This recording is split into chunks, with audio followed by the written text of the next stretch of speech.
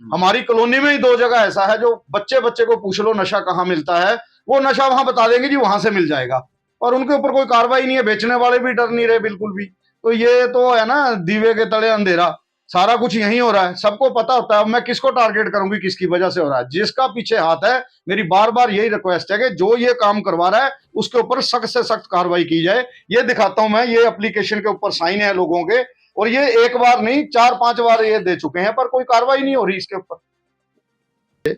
गत दिनों से इन्होंने जो आम जनता के मुद्दे हैं, नशे का मुद्दा, स्मैक का मुद्दा, जिससे हर घर में बर्बादी फैल रही है, उसको लेकर एक आंदोलन शुरू किया और जनता का समर्थन मिल रहा है। मैं चाहता हूँ राष्ट्रीय कदम के माध्यम से भी अपनी बात रखें कि क्यों आज नशे का मुद्दा आपने उठाया और क्यों ये जन कल्याणकारी मुद्दा है। जी ठाकुर जी। सभी को राम राम, जितने भी आपके सब्सक्राइबर हैं इसके चैनल के, सबको राम राम, सारे हरियाणा वासियों को राम राम। जी हाँ जी।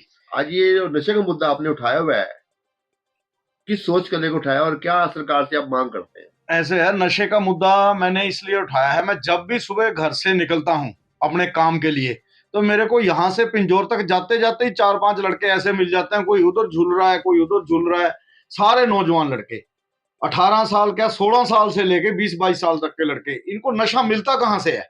जब वैन है कि 18 साल से नीचे तो ठेके पे भी नहीं जा सकता बच्चा, तो इनको मिल कहाँ से रहा, बड़ी आसानी से इनको कहाँ से अवेलेबल हो रहा है।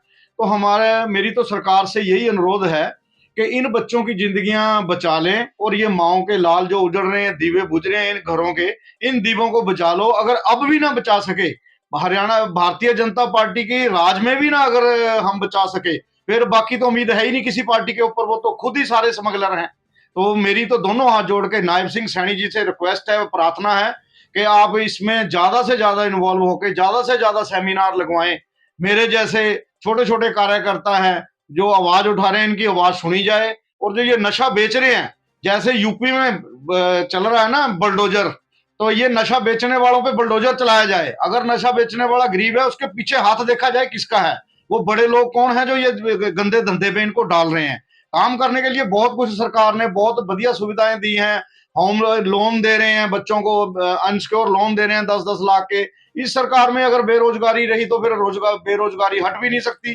सरकार हर जगह युवाओं के साथ खड़ी है, पर इन युवाओं को बिगाड़ने वाला जो जड़ है उसको पकड़ा जाए और उनके ऊपर बुलडोजर चलाया जाए। ठाकुर साहब, नशों के कारण ही बच्चे चोरियां कर रहे हैं, चैन स्नैचिंग कर रहे हैं, मोटरसाइकिलें चोरी कर रहे हैं, क्योंकि नशा महंगा है। बगैर इसी से कई अपराध पैदा हो रहे हैं नशे के कारण। ऐसे है जी, नशा तो शुरू से था। हिंदुस्तान में दारू पीते थे, हुक्का पीते थे, थोड़ी बहुत बीड़ी बूड़ी पी लेते थे, पर ये जो चिट्टा नशा और ये अफीम का नशा इतना महंगा है, ये कहां से पूरे करेंगे? ये बड़े बड़े बिजनेसमैन नहीं पूरा कर सकते, बच्चे चोरियां ही करेंगे। अगर हम इस नशे पे नकेल कस देंगे, चोरियां बंद हो जाएगी, चैन स्नैचिंग बंद हो जाएगी, क्योंकि बच्चों को मिलेगा नहीं, करेंगे कैसे? वो काम में जाएंगे, काम करेंगे, रोजगार में रोजगार दे रही है सरकार, रोजगार करेंगे। अभी तो बच्चों को नशा पूरा करने के लिए चोरी भी करनी पड़ती है, घटिया से घटिया काम करना पड़ता है। तो ये नशे पर जब तक पाबंदी नहीं लगती, ये चोरी और स्नैचिंग बंद नहीं हो सकती।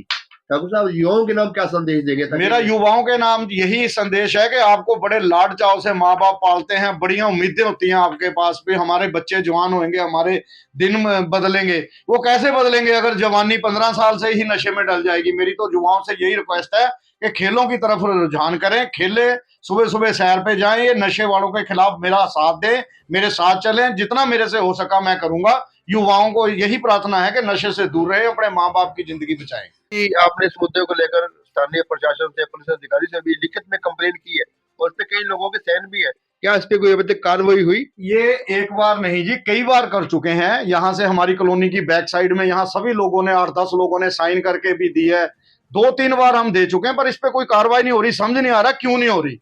हमारी कॉलोनी में ही 2 जगह ऐसा है जो बच्चे बच्चे को पूछ लो नशा कहाँ मिलता है, वो नशा वहां बता देंगे जी वहां से मिल जाएगा, और उनके ऊपर कोई कार्रवाई नहीं है, बेचने वाले भी डर नहीं रहे बिल्कुल भी। तो ये तो है ना, दीवे के तले अंधेरा, सारा कुछ यहीं हो रहा है, सबको पता होता है। अब मैं किसको टारगेट करूंगी, किसकी वजह से हो रहा है, जिसका पीछे हाथ है। मेरी बार बार यही रिक्वेस्ट है कि जो ये काम करवा रहा है उसके ऊपर सख्त से सख्त कार्रवाई की जाए। ये दिखाता हूं मैं, ये एप्लीकेशन के ऊपर साइन है लोगों के, और ये एक बार नहीं 4-5 बार ये दे चुके हैं, पर कोई कार्रवाई नहीं हो रही इसके ऊपर।